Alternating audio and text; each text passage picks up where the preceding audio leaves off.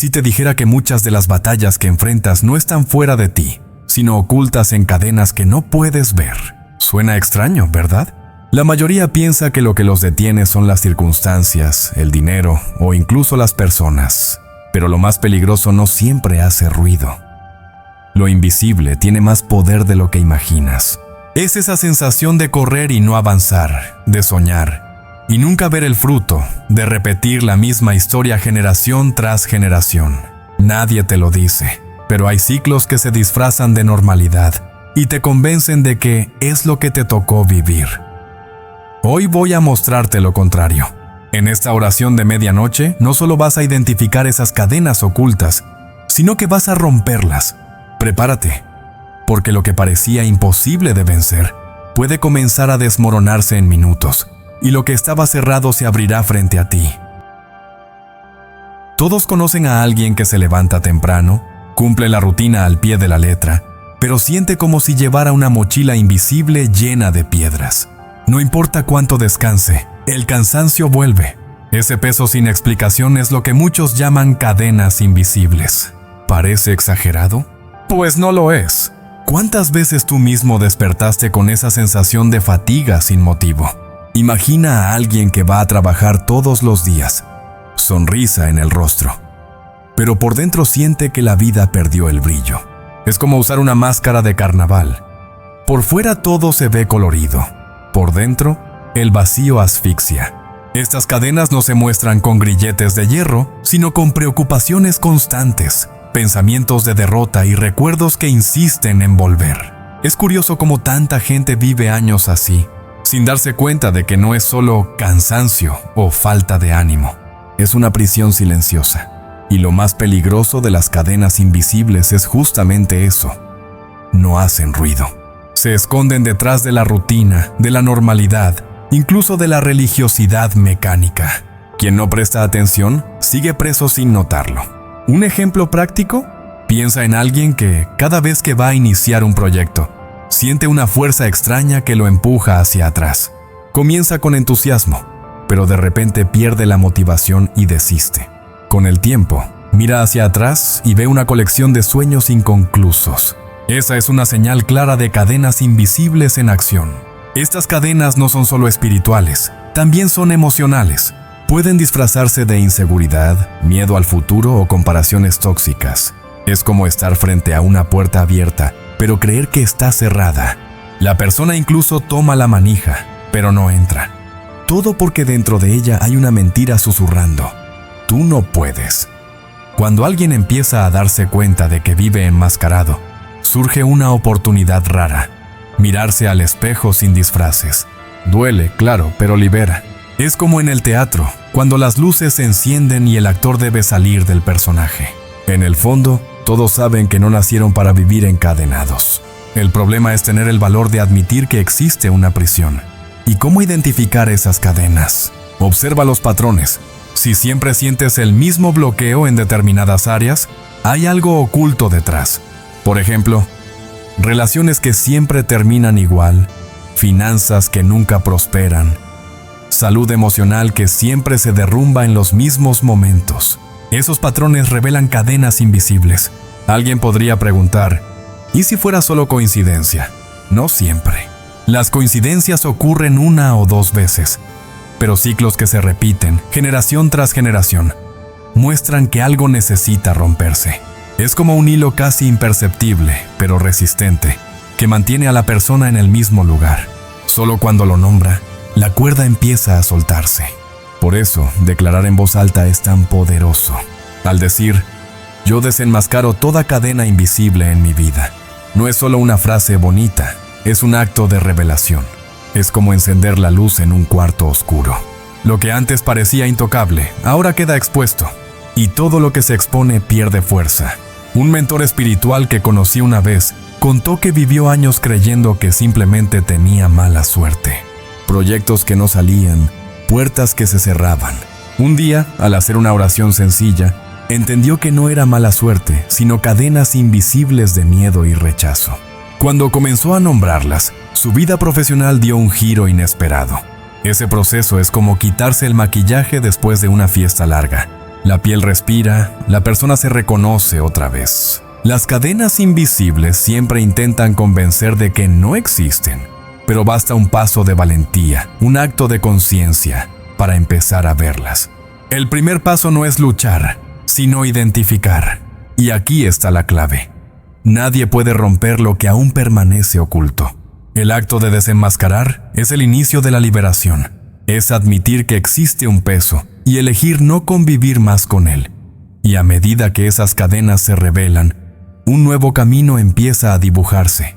Un camino que conduce a algo todavía más profundo, del cual hablaremos enseguida. Hay personas que sienten que su vida es como una rueda atrapada en el barro. Gira, gira, pero no avanza. Se esfuerzan, invierten energía, incluso oran, pero siempre terminan en el mismo lugar. Ese es el efecto de los ciclos estancados.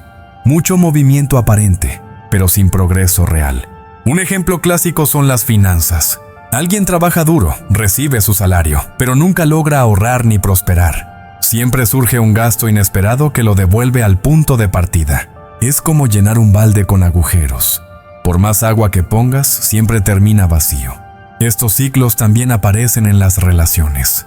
Personas que cambian de pareja, pero repiten los mismos problemas. O familias donde el divorcio se convierte casi en una herencia silenciosa. Se dicen frases como, así somos en mi casa, o en nuestra familia siempre fue igual, sin notar que detrás hay cadenas que necesitan romperse. La Biblia lo explica de forma clara en Gálatas 3:13. Cristo nos redimió de la maldición de la ley, hecho por nosotros maldición. Eso significa que no estamos destinados a repetir errores, que la cruz fue suficiente para cortar patrones destructivos. Lo que parecía herencia inevitable puede ser cancelado en un instante de fe. Un pastor que conocí solía decir, el enemigo no necesita inventar nada nuevo, le basta con repetir lo viejo. ¿Y cuánta verdad hay en eso? Muchas veces creemos que vivimos algo nuevo, pero en realidad estamos atrapados en una repetición disfrazada. Reconocerlo es el primer paso para salir del ciclo. Romper ciclos no es solo una cuestión espiritual, también es práctica. Si alguien siempre termina endeudado, además de orar, necesita aprender a administrar, hacer un presupuesto, cambiar hábitos de consumo. La fe abre el camino, pero la disciplina mantiene la victoria. Y cuando el ciclo se rompe, algo extraordinario sucede. Lo que fue robado empieza a volver. Es como si Dios activara un sistema de restitución. Lo que se perdió en oportunidades, tiempo o incluso en la infancia, Él tiene poder para devolverlo en forma de propósito, paz y nuevas puertas abiertas. Aquí entra la participación activa. Declara conmigo, hoy rompo el ciclo en mi casa. Escríbelo en los comentarios, dilo en voz alta, grábalo en tu corazón. No es un ritual vacío, es un acto profético. Cada vez que lo repitas, estarás recordándole a tu alma que no fuiste creado para girar en círculos, sino para avanzar. Un joven compartió que cada vez que intentaba estudiar, algo lo distraía. Pasaban los meses y nunca terminaba nada. Un día decidió declarar en fe que rompía ese ciclo. Se levantó, apagó el teléfono y empezó a estudiar de verdad. Hoy es profesional. El ciclo se rompió el día que dejó de aceptarlo como normal. A veces basta un cambio pequeño para activar un quiebre grande.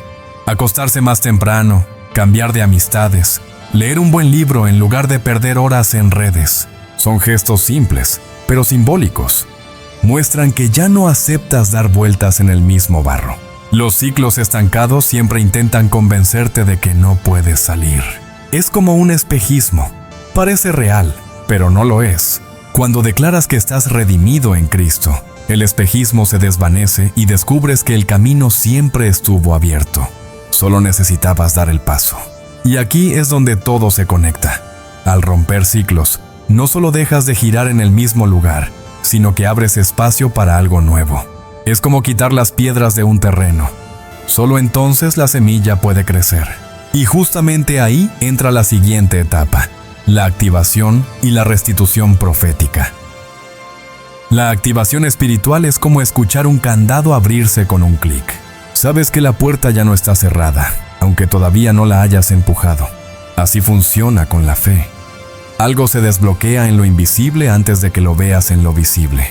Es el momento en que lo retenido comienza a soltarse. La restitución significa recuperar lo que parecía perdido para siempre. Tiempo, sueños, oportunidades, incluso alegría. Dios no solo abre caminos nuevos, también devuelve lo que fue robado. Es como reencontrar una carta guardada durante años en un cajón. El mensaje sigue vigente, esperando el momento de cumplirse. He visto personas que, tras declarar en fe, recuperaron amistades rotas, ideas que creían olvidadas o fuerzas que pensaban agotadas. La restitución no siempre llega en forma de dinero o cosas materiales. Muchas veces viene en forma de paz interior, claridad de propósito o relaciones sanas que reemplazan vínculos tóxicos. Aquí es donde necesitamos cambiar la mentalidad. Ya no eres víctima, eres respuesta. Decláralo conmigo. Yo soy respuesta, no soy víctima. Esa frase parece simple, pero tiene poder, porque la mente que se repite que es víctima se acomoda en la derrota. La mente que se afirma como respuesta empieza a crear soluciones. Una mujer contó que pasó años creyendo que su familia estaba condenada a vivir en deudas. Un día, mientras oraba, entendió que no era víctima de un destino inevitable. Se levantó, declaró restitución y comenzó a ordenar sus finanzas. Hoy no solo salió de las deudas, sino que ayuda a otros a lograrlo. La activación también se trata de imaginar. Cierra los ojos por un momento e imagina que recibes de vuelta tu alegría, tu propósito y tu tiempo. Visualiza lo que parecía perdido regresando a tus manos. Ese acto no es fantasía, es entrenamiento de fe. Lo que ves con el corazón se materializa en la realidad. ¿Sabías que los atletas visualizan la carrera antes de correrla? No es superstición, es ciencia. La mente se prepara para repetir lo que ya vio. En lo espiritual sucede igual. Cuando te ves libre, actuando en tu propósito y avanzando, tu espíritu empieza a alinearse con esa verdad. Por eso, no basta con esperar pasivamente. La activación implica mover los labios, hablar, declarar, porque la fe no se queda en pensamientos, se expresa en palabras. Al decir en voz alta, yo soy respuesta, activas en tu interior la convicción de que ya no vives bajo cadenas, sino bajo promesas. La restitución de Dios va más allá de devolver lo perdido. Multiplica, como cuando Job perdió todo, pero recibió el doble. Así es la justicia divina, no solo restaura, recompensa. Y esa es la promesa que te alcanza cuando decides activar tu fe, en lugar de quedarte esperando de brazos cruzados. Un joven que conocí perdió años en adicciones. Pensó que ya no había futuro para él. Pero cuando decidió declarar restitución, no solo fue liberado, sino que hoy usa su historia para ayudar a otros. El tiempo que parecía desperdiciado se convirtió en testimonio. Eso es activación, transformar derrota en victoria. Al repetir, yo soy respuesta, no soy víctima. No solo hablas de ti mismo, sino también de lo que tu vida significa para los demás. Eres la respuesta para tu familia, para tus amigos, para tu generación. Lo que recibes no termina en ti, fluye a través de ti. Ese es el verdadero legado de la restitución. Y cuando esta activación se enciende, la atmósfera cambia. Lo imposible empieza a ceder, lo invisible comienza a manifestarse. Pero aún falta dar el siguiente paso, restaurar el propósito y atreverse a avanzar hacia la tierra prometida. Hay momentos en la vida en los que todo parece un callejón sin salida. La persona mira hacia adelante y solo ve fronteras, límites, barreras. Pero muchas de esas fronteras no son el final, son puertas de entrada. Es como una frontera migratoria. No significa prohibido, significa prepara tus documentos y sigue adelante. Así es el propósito. No desaparece, no se borra. Puede estar cubierto por papeles de rutina, deudas, preocupaciones, o incluso por la opinión de otros. Pero está allí, esperando ser restaurado. Restaurar el propósito es como limpiar un cuadro antiguo lleno de polvo. Debajo, la pintura sigue intacta. Solo necesita revelarse. Josué 1 trae ese mismo mensaje. Levántate y pasa este Jordán. Dios no le dijo que el río era el final, sino la travesía hacia un nuevo comienzo. Lo que parecía obstáculo era, en realidad, camino. Y así sucede con nosotros. Lo que vemos como bloqueo puede ser exactamente el lugar donde el propósito se activa. ¿Cuántas personas ya desistieron porque pensaron que su río Jordán era demasiado grande? El miedo a la travesía paraliza más que la travesía misma. Es como ese alumno que teme al examen final, pero cuando por fin se sienta a responder, descubre que sabe más de lo que imaginaba. El problema no era la prueba, era el miedo. Restaurar el propósito significa alinear el corazón con el llamado. Y llamado no es solo algo espiritual. Puede ser la vocación de enseñar, crear, emprender o inspirar. Piensa en alguien que siempre amó la música, pero guardó ese don por años. Cuando decide retomarlo, no solo recupera su alegría, también bendice a quienes lo escuchan. En medio de este proceso entra lo que llamamos mid-roll tease. Es ese momento en que la persona casi se rinde, pero algo dentro de ella dice, espera un poco más. En un video, eso retiene la atención. En la vida real, ese tease es la sensación de que la escena más importante aún no llegó. No puedes salir antes. Y aquí viene la promesa. En unos minutos haremos una declaración profética que ha cambiado la vida de miles. Esa expectativa mantiene viva la llama. Es como estar en una fila larga, pero saber que al final recibirás algo valioso. El tiempo de espera deja de ser peso y se convierte en parte de la preparación. Avanzar también implica tomar decisiones prácticas. Si alguien sabe que su propósito es emprender, necesita empezar, aunque sea en pequeña escala.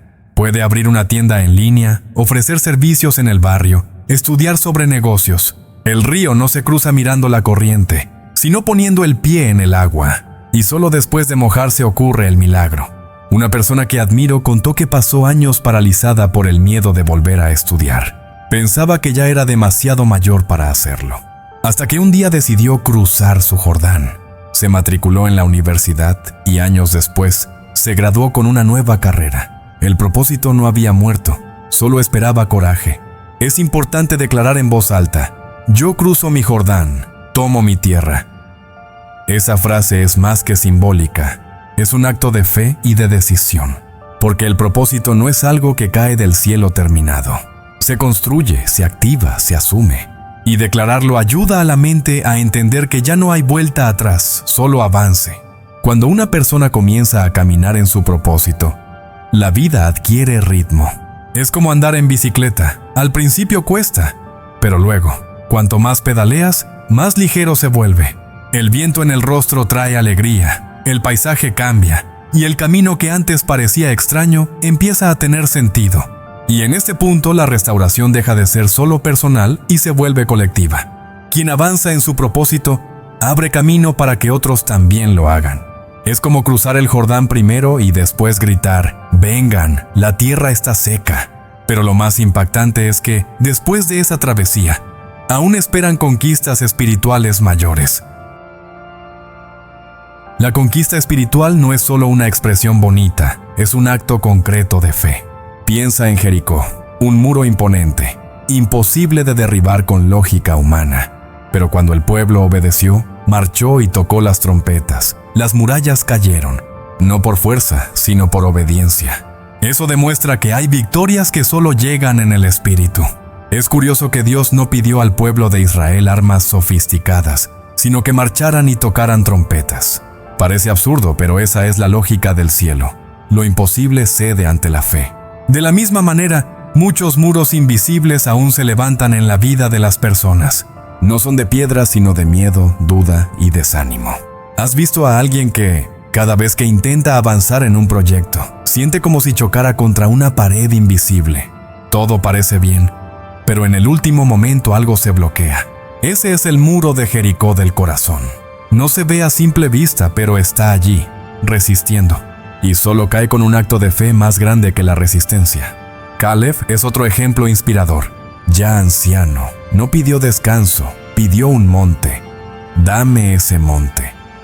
Él sabía que las promesas no tienen fecha de vencimiento. Eso es conquista espiritual. Negarse a aceptar una jubilación emocional y seguir deseando desafíos. ¿Cuántos hoy se esconden tras la edad o la rutina, cuando deberían pedir montes? Conquista no significa ausencia de lucha, sino certeza de victoria. Eliseo lo mostró cuando su siervo temblaba de miedo, viendo ejércitos enemigos rodeando la ciudad. Eliseo oró, Señor, abre sus ojos para que vea. Y de repente, el joven vio carros de fuego alrededor. La conquista ya estaba garantizada, solo faltaba percepción. Y lo mismo vale para nosotros. ¿Cuántas veces nos aterrorizamos mirando los enemigos que nos rodean, sin percibir que hay más a nuestro favor que contra nosotros? Conquista espiritual es abrir los ojos al apoyo invisible del cielo. Es entender que, incluso cuando parece que estás solo, hay ejércitos de fuego rodeando tu historia. Aquí entra la analogía. Imagina muros invisibles rompiéndose como vidrio al caer al suelo. Primero aparecen grietas, luego pequeños crujidos, hasta que todo se quiebra en miles de fragmentos. Esa es la imagen de lo que ocurre cuando la fe se manifiesta. Lo que parecía inquebrantable se convierte en polvo ante la presencia de Dios. Y no basta con escuchar la historia, hay que participar. Por eso te invito a dar 7 palmadas, como símbolo de las trompetas de Jericó. Parece simple, pero este gesto tiene un poder enorme. Involucra el cuerpo, la mente y el espíritu en un mismo acto. Es un recordatorio físico de que muros están cayendo en este mismo instante. He visto personas que, al hacer este acto simbólico, sintieron como si un peso se les quitara de los hombros. Es el cuerpo confirmando lo que el espíritu ya sabía. Algo se rompió. La fe no es teórica, es práctica, se vive. Cuanto más te involucras físicamente, más real se vuelve la experiencia. Y aquí va un mantra para fijar esta verdad. Los muros caen, mi tierra se abre. Repítelo en voz alta. Escríbelo en un papel y pégalo en la pared.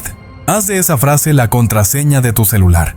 Cuanto más la veas y la digas, más la mente la internaliza. No es superstición, es programación espiritual y mental. La conquista espiritual también exige valentía para dar el siguiente paso. De nada sirve que los muros caigan si la persona no entra en la tierra prometida. Es como recibir las llaves de una casa y dejarlas en el cajón. El momento de avanzar es ahora. Cada paso que das es una firma que confirma que la tierra ya es tuya. Y cuando ese acto de fe se completa, la atmósfera cambia. Lo imposible deja de ser una palabra abstracta y se convierte en un recuerdo superado. Pero este es solo un nivel del camino. Porque después de la conquista llega otro desafío. Comprender el proceso y el tiempo de Dios. Y eso transforma completamente la manera de esperar. Esperar nunca ha sido fácil. El ser humano quiere todo rápido, inmediato, casi al alcance de un clic. Pero el tiempo de Dios no funciona con relojes humanos, sino con estaciones y procesos que muchas veces no entendemos. Y es justamente ahí donde muchos se frustran, pensando que el silencio es ausencia, cuando en realidad es preparación. El proceso de Dios se parece al crecimiento de un árbol. Nadie planta hoy y cosecha mañana. Primero las raíces, invisibles y silenciosas, después el tronco, las ramas y solo al final los frutos. Desde afuera parece que nada sucede, pero bajo tierra la vida se está fortaleciendo. Así es la obra de Dios en secreto. Abraham lo vivió. Recibió la promesa de ser padre de multitudes, pero tuvo que esperar décadas hasta ver nacer a Isaac. Durante ese tiempo enfrentó dudas y errores, pero el proceso lo estaba moldeando. Lo que parecía demora era, en realidad, construcción de bases para que la promesa se cumpliera con solidez. Moisés también pasó por lo mismo. 40 años en el desierto cuidando ovejas antes de liderar una nación. Dios no lo estaba castigando, lo estaba formando. Es como una piedra bruta en manos de un escultor. Toma tiempo transformarla en obra de arte. Cada golpe del cincel duele, pero revela la forma escondida. ¿Y qué decir de David? Fue ungido como rey siendo joven, pero esperó años hasta sentarse en el trono. En ese intervalo tuvo que huir, esconderse y enfrentar pruebas. El proceso lo preparaba para no ser solo rey de título, sino rey de corazón. Dios nunca se adelanta ni se retrasa. Siempre llega a tiempo. El silencio de Dios no es abandono, es taller secreto. Como una puerta cerrada detrás de la cual un artesano trabaja en lo oculto. Cuando se abre, la obra aparece terminada. Así sucede en nuestra vida. Lo que parece quietud es, en realidad, diseño detallado del cielo. Piensa en el pan en el horno. Si abres antes de tiempo, se hunde. Si lo dejas demasiado, se quema. El punto exacto lo conoce el panadero. En nuestra vida, ese panadero es Dios. Él sabe cuándo sacar la bandeja, cuándo está lista la promesa. Adelantar el tiempo puede arruinar el resultado. Un amigo soñaba con emprender. Se adelantó, abrió un negocio sin preparación y fracasó. Años después, decidió esperar, estudiar y planear. Cuando volvió a intentarlo, prosperó. Descubrió que el tiempo de Dios no es atraso, es entrenamiento. Lo que parecía pérdida, en realidad fue cimiento para su futuro. Muchas veces pedimos cosas para las cuales aún no estamos listos. Es como darle un coche de carrera a alguien que no sabe manejar. El accidente sería inevitable. Dios retiene algunas respuestas porque nos está entrenando para sostenerlas. No es rechazo, es amor disfrazado de espera. Por eso no confundas demora con negativa. Si algo no llega aún, no significa que nunca vendrá. Significa que aún no es el momento. Esa perspectiva cambia todo. En lugar de quejarte, empiezas a prepararte. La espera se vuelve activa, no pasiva. En medio de la espera, la disciplina es clave. Leer libros que edifiquen, desarrollar nuevas habilidades, servir a otros. Eso mantiene el corazón despierto y el espíritu sensible. José en Egipto es el ejemplo. Aún en la prisión seguía interpretando sueños. Y fue ese hábito el que lo llevó al palacio. El proceso y el tiempo de Dios no roban nada. Al contrario, pulen, forman y preparan para algo mayor, como un diamante que solo brilla después de ser tallado. Y justo después de comprender esto, es momento de entregar todo en oración, porque lo que parecía espera eterna puede transformarse en un nuevo comienzo. Padre Celestial, en esta medianoche me presento delante de ti.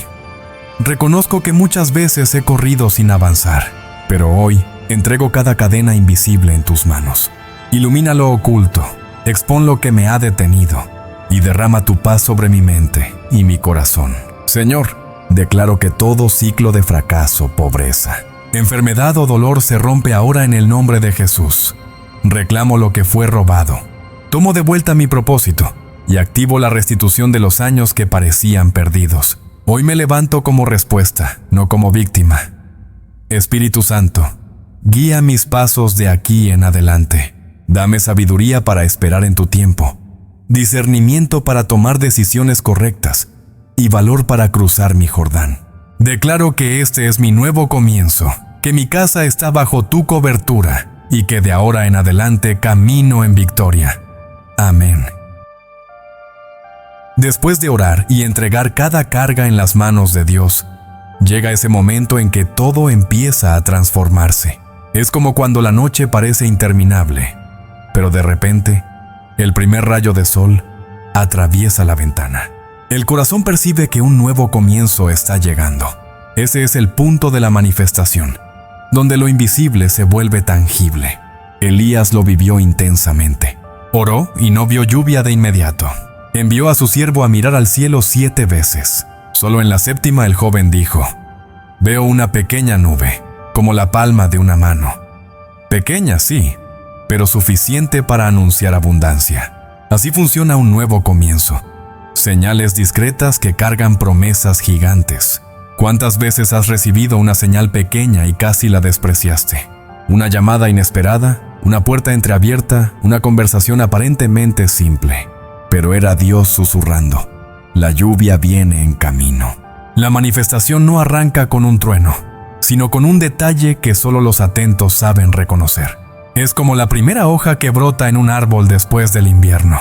Quien mira de lejos quizá no le dé importancia, pero para el que ha esperado meses, ese pequeño verde es la prueba de que la vida volvió. En el ámbito espiritual, ese detalle es la confirmación de que la espera terminó y la temporada de frutos comenzó. Un nuevo comienzo no significa borrar el pasado, sino resignificarlo. Las pérdidas, las lágrimas y las luchas se convierten en capítulos que prepararon el terreno para la cosecha. Es como un libro. Cada página difícil da más fuerza a la sorpresa del final. Lo que parecía pérdida, en realidad fue semilla. Aquí es importante activar la declaración colectiva. Lo imposible se vuelve posible, lo invisible se manifiesta. Decirlo en voz alta produce un impacto real. Es como avivar brasas que estaban a punto de apagarse. De repente, la llama vuelve a encenderse y la atmósfera se llena de esperanza. La manifestación también exige acción. No basta con ver la pequeña nube, hay que preparar los graneros. Si crees que la lluvia viene, limpias la tierra, plantas las semillas y organizas el espacio. Esa preparación es prueba de fe. Quien se mueve antes de la abundancia demuestra que ya la recibió en su interior. Conozco a una amiga que, después de años sin trabajo, recibió una llamada para una entrevista. Parecía una oportunidad mínima, pero la trató como una respuesta divina. Preparó su ropa, actualizó su currículum y ensayó sus respuestas. Fue contratada. Aquella llamada era la pequeña nube que anunció una tormenta de bendición. Un nuevo comienzo también trae transformación interna. La mente se abre, el corazón se expande, el miedo pierde fuerza. Es como abrir la ventana de una habitación oscura. Entra la luz, corre el aire. Todo el ambiente cobra vida. Eso es la manifestación, la entrada de la luz donde antes reinaban las sombras. Muchos confunden manifestación con milagros inmediatos y espectaculares, pero en realidad suele ser progresiva. Primero señales, luego confirmaciones, hasta que la promesa se cumple en plenitud. Ese proceso mantiene firme al corazón, porque cada detalle visto se convierte en combustible para seguir creyendo. Un nuevo comienzo también significa identidad renovada. No se trata solo de lo que alcanzas, sino de quién te conviertes en el camino. Una persona restaurada ya no mira el pasado con vergüenza, sino con gratitud. Las cicatrices dejan de ser marcas de dolor y se vuelven medallas de superación. Y cuando esa manifestación se instala, el entorno lo nota. La familia lo siente, los amigos lo perciben y hasta los desconocidos reconocen el cambio. La vida adquiere un brillo distinto. Pero este no es el final, porque después del nuevo comienzo llega el sello. La garantía de que la transformación no es momentánea, sino herencia eterna. Un nuevo comienzo solo se sostiene cuando está sellado. Sellar significa garantizar que lo conquistado no será perdido. Es como lacrar una carta importante. El contenido ya está escrito, pero el sello asegura que nadie lo altere. Así funciona en lo espiritual. El sello protege el legado. El legado no es solo lo que alcanzas, sino lo que dejas a los demás. Un árbol no come sus propios frutos, los entrega. De la misma manera, todo lo que recibimos de Dios no es solo para nosotros, sino para bendecir a hijos, nietos e incluso a personas que tal vez nunca conoceremos. Por eso necesitamos orar por la mente, el corazón y las decisiones. Si la mente no está clara, el legado se pierde en la confusión. Si el corazón está endurecido, lo que era bendición se convierte en carga. Y si las decisiones son precipitadas, un futuro entero puede quedar comprometido. El sello es sabiduría para administrar. Una buena imagen es la de un testamento. Define lo que se deja, a quién y de qué manera. En el reino espiritual, cada elección que hacemos es como una cláusula en ese testamento. Estamos decidiendo si los que vienen después heredarán fe, valentía y propósito, o miedo, estancamiento y repetición. Aquí entra la analogía del árbol genealógico. Imagina el dibujo de una familia en un papel lleno de líneas y nombres. Ahora visualiza a Dios trazando una línea dorada que corta las maldiciones e inicia una nueva descendencia de bendición. Ese es el sello que transforma el pasado e inaugura una nueva historia. Para activar esto, pide que cada persona declare en voz alta: aquí comienza una nueva historia. Y añade el nombre de tu familia. Ese acto tiene un poder inmenso porque convierte la fe en una decisión pública. Es como plantar una bandera en el suelo y decir: de aquí en adelante, todo será distinto. He acompañado familias enteras que decidieron romper maldiciones y vivir un nuevo legado. Cambiaron hábitos, establecieron rutinas de oración, invirtieron en la educación de los hijos. En poco tiempo, la transformación fue tan evidente que los vecinos decían: parecen otra familia. Ese es el efecto del sello, visible y contagioso. El legado también está en los gestos pequeños. Una abuela que enseña a su nieto a orar antes de dormir. Un padre que decide pedir perdón en lugar de repetir un patrón de violencia. Una madre que, aún cansada, anima a sus hijos a soñar en grande. Esos gestos sencillos escriben capítulos enteros de una nueva historia. Sellar también significa proteger lo que ya fue conquistado. Es como construir una casa y luego ponerle puertas y ventanas firmes. Ya venciste batallas, ya avanzaste, pero necesitas cuidar para que nada sea robado. Eso requiere disciplina, vigilancia y mantener la llama encendida a diario. El legado se vuelve evidente cuando otros comienzan a seguir tus pasos. Es el momento en que ya no hace falta hablar mucho, porque el ejemplo habla más fuerte. Es como un perfume, no se ve, pero se siente. Quien deja legado esparce un aroma que permanece incluso después de haber salido de la sala. Este sello también trae seguridad emocional. Saber que la vida no es solo acerca de conquistas individuales, sino de abrir camino para otros. Eso alivia la presión de querer resultados inmediatos. Al fin y al cabo, parte del propósito es sembrar semillas que tal vez solo florezcan en generaciones futuras. Y cuando este sello se activa, el corazón descansa. La lucha deja de ser solo por ti y pasa a ser por una herencia duradera. En ese punto, el viaje cobra un sentido mayor. Pero aún falta el cierre final, porque después de sellar y asegurar el legado, llega el recordatorio. No naciste para retroceder, naciste para avanzar. Ahora que has caminado conmigo por esta oración, la pregunta es, ¿qué harás con lo que recibiste? ¿No basta con escuchar? La verdadera transformación ocurre cuando decides actuar. ¿Seguirás cargando cadenas invisibles o darás el paso de fe para romperlas definitivamente? Piensa en tu vida, en tu familia, en los ciclos que siempre se repiten. ¿De verdad quieres que la historia siga igual? ¿O vas a ser tú quien marque el punto de quiebre? Recuerda, lo que declares hoy puede cambiar generaciones enteras. Esa decisión no se pospone, se toma ahora. Si este mensaje tocó tu corazón, escribe en los comentarios, yo rompo mis cadenas invisibles. Suscríbete al canal, activa la campanita y acompáñame en las próximas oraciones. Juntos vamos a descubrir que no naciste para retroceder, sino para avanzar hacia todo lo que Dios preparó para ti.